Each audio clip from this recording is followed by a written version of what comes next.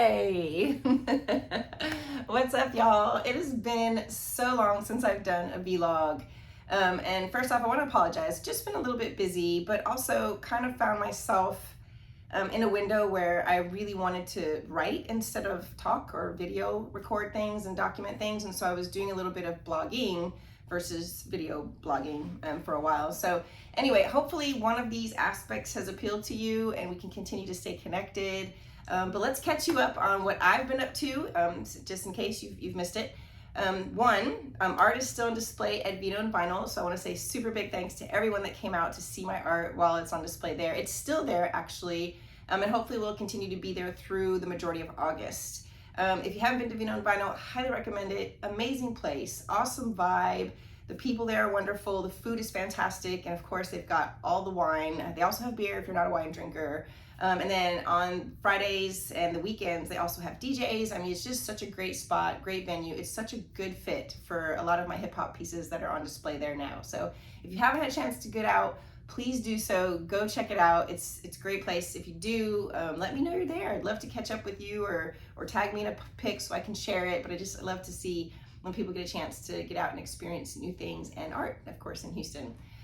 Second major project has been the multi-sensory display, which finally finished. And let me tell you, that project took almost the soul out of me. It was not easy, but I pushed through. So we had a moment, maybe a week before the actual show date, where a complete shift had to happen. And that was just me and the curator kind of miscommunicating on a few things. I had originally anticipated putting my beautiful Midnight Marauders on display, and incorporating the whole Barbie floating experience over the table, which was kind of a black and white version of the world. And so all of it tied in with the black and white theme, the women empowerment. And I even had my song selection picked out for the hearing aspect of it. And when I sent all that to the curator, there was some huge concern in regards to the nudity aspect of it, which we definitely did not see the same on, but I pivoted. I'm very proud of myself for that. Made an adjustment and redid the table very quickly in under a week's span. Utilized another piece that I was working on to use as part of the show. And so instead of having the Barbies and that whole vision that I had originally planned, we did a complete left turn and did something a little bit more with cars. And it's okay. I'm not gonna lie, I didn't love it. I had a really hard time with it. You've probably seen all my bitching and moaning on social media. But at the end of the day, you know, I get it. And even though I think sexuality can be very, very open to interpretation, I never felt that I put anything out there that I wouldn't present to my own kids or even younger children, like my niece and nephew, that kind of crossed any threshold or any line there. And so anyway, so proud of myself for pivoting, on display until this weekend, and I'm hopeful that people can get out to go see it. I still struggle with a little bit of that just because I don't feel like it's very reflective of what I normally would do. I am, again, proud of myself for being able to adjust and adapt and still participating.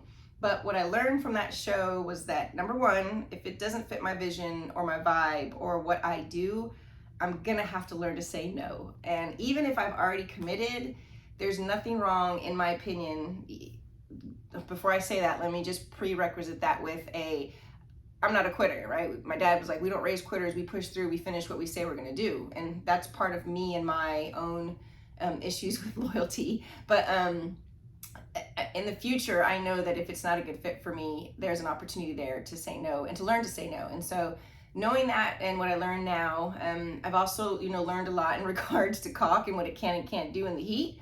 I've learned a lot in regards to applying it to things like tables, allowing other non-traditional surfaces like headphones and all those kind of things, and how to utilize that. And so anyway, it's still on display until this weekend, August 5th. And then after that, we'll be picking those up. The plan was to have the table and the art go to some other places, but because of how I feel about it, I definitely will be picking up my piece. My intention is to re-establish it here at home and set it up the way I had planned to do it and do that for myself. And then from there, I'll figure out what I'm going to do. It might honestly become a plant table. I'm not sure at this point. So anyway, like I said, no love lost there. I did learn a lot. Learned a lot about doing a show, and also the biggest outcome from that was just meeting an amazing group of other artists and people that I really vibe well with, new friends, and hopefully in the future that'll blossom into something else. And so stay tuned for that. But I wanted to give you a quick update on those specific items.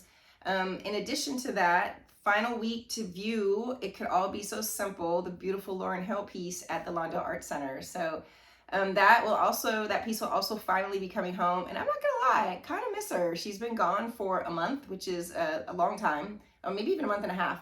And I'm kind of looking forward to just getting that piece back, partially because I really wanted to submit her to a lot of other shows and just wasn't able to do so because, you know, she was on display. And again, the commitment thing, you know, the loyalty thing there, which is important. I think that's a huge lesson that I've learned as an artist these past couple of weeks. So anyway, just wanted to give you all an update. Wanted to touch base in regards to things that were going on and where you can see my art. And then of course, these vlogs, you know, are kind of like me documenting and journaling what's going on. And the next few posts that I plan on putting together are going to be a little bit more help driven for new artists that I've connected with. So utilizing a lot of free resources. I really want to talk a lot about like how to utilize Google to make a free website, what websites I'm using that don't take a ginormous commission of your artwork, and then other ways to promote besides social media, like utilizing things outside of your Instagram, Facebook, or Twitter accounts, and how you can take advantage of some of that. And so hopefully that'll be helpful moving forward. And I'm doing all these things when I can't create.